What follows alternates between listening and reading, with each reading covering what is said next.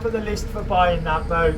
She's an early 1900s tugboat and icebreaker. So she would have been capable of carrying roughly 10 fully loaded boats of coal, but also her main job was to go out in the winter with 2 blokes on the front that were on a frame, and they would literally smash the ice to keep the canals going. They still do freeze over, not so much on the big wide canal that Thomas Telford built, but on the smaller sections and in these little wharfs they freeze over.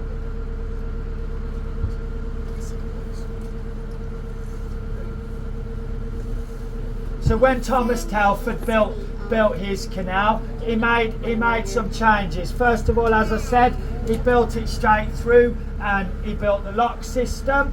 He also widened the canal by more than double, and he put 2 towpaths in. The lock system was for the number one reason of shortening the journey, so it went from being 18 miles to 8 miles.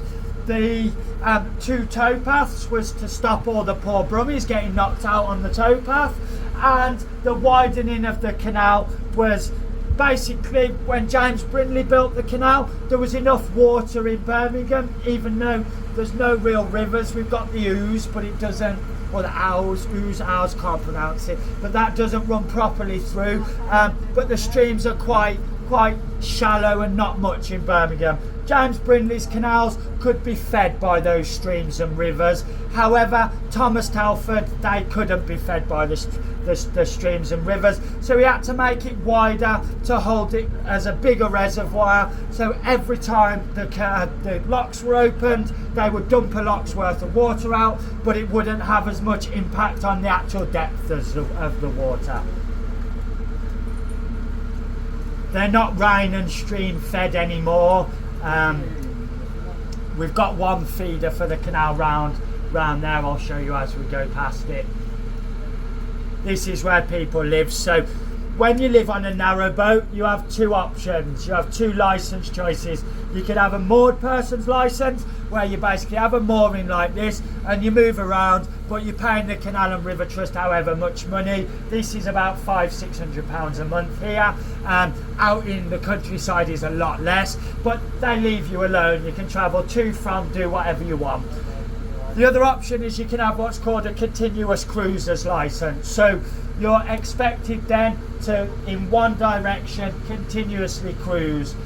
That's the license I now have on my boat. I previously had a mooring for about 5 or 6 years, but I stagnated worse than the water. I've been off that mooring for about 3 years now, moving around, and it's the most wonderful way to live.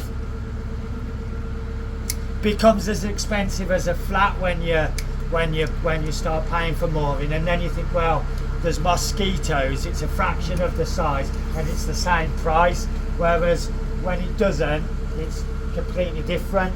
At this bit here, I have to just go with the axle's eyes for him, as you can't see round the bend into the bridge hole, and we use the right hand side, so they come through on the bridge that you can't see.